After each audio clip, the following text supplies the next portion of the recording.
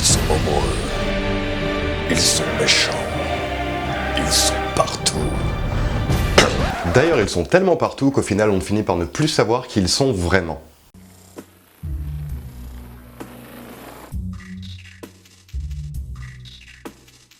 Pour les théoriciens du complot, c'est un nom qui veut dire beaucoup. Sorte de bêtes noires qu'ils peuvent agiter à chaque fois qu'ils sont à court d'arguments, les Illuminati ont au fil des années pris de nombreuses formes différentes, à commencer par un conglomérat de milliardaires visant à dominer le monde, jusqu'à devenir une sorte de lézard de l'espace visant toujours à dominer le monde, avant de devenir un mix de tout ça dans la culture populaire, une sorte de New World Order 2.0. Mais les Illuminati, c'est avant tout une société fondée par des libres penseurs pendant le siècle des Lumières dans une Allemagne dominée par une église catholique.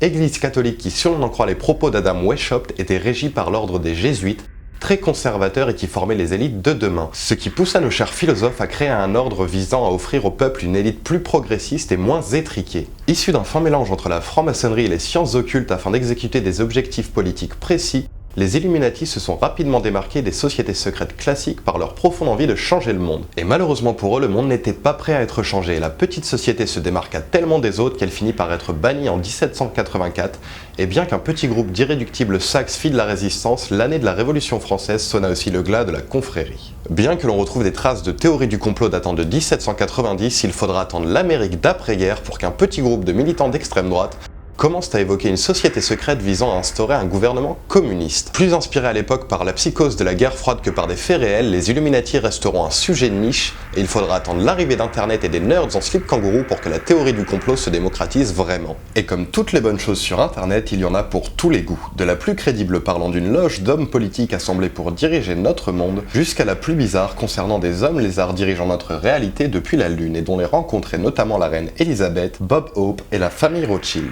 Mais les premières victimes de ces accusations furent les célébrités. En effet, dans les théories du complot, si vous avez le malheur d'être célèbre ou immensément riche et que vous n'êtes pas Dan Brown, eh bien vous êtes forcément un Illuminati ou une de leurs marionnettes. C'est comme ça que l'on peut retrouver des personnalités comme Jaden Smith accusé de propager des messages ésotériques via ses tweets et encore Jay-Z accusé de propagande subliminale via son label Rockefeller. Mais à force de faire de la publicité et de se cacher dans les clips de vos artistes préférés et dans vos aliments favoris, que veulent vraiment les Illuminati ? Beaucoup me répondront un nouvel ordre mondial, personnellement je répondrai pas grand chose vu qu'il n'existe plus. En effet, de nombreuses études ont prouvé qu'une théorie du complot à grande échelle comme celle des Illuminati serait tout simplement impossible à tenir secrète sur une longue durée. Dans un article paru dans le magazine PLOS ONE, un scientifique de l'université d'Oxford nous prouve un fait très simple.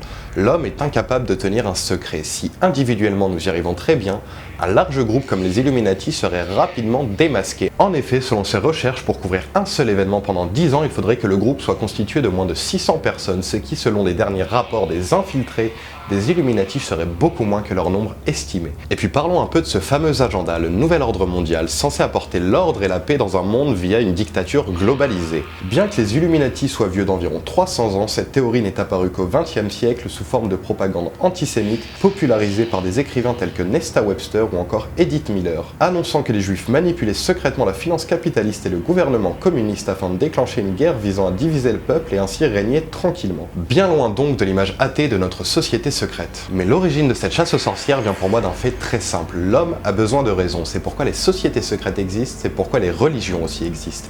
C'est ce que les scientifiques appellent un raisonnement motivé. En effet, à l'instar d'une divinité, tout ce qui se passe de mauvais dans ce monde finit par être lié à cette société secrète. Et comme un homme croyant, le théoricien va se tourner vers l'inconnu pour chercher une raison, en justifiant ses actes par une interprétation de symboles et de preuves, et si ces symboles n'existent pas, il les fabriquera de lui-même car l'inconnu nous fait peur et nous avons besoin d'être rationnels dans un monde si sérieusement étrange.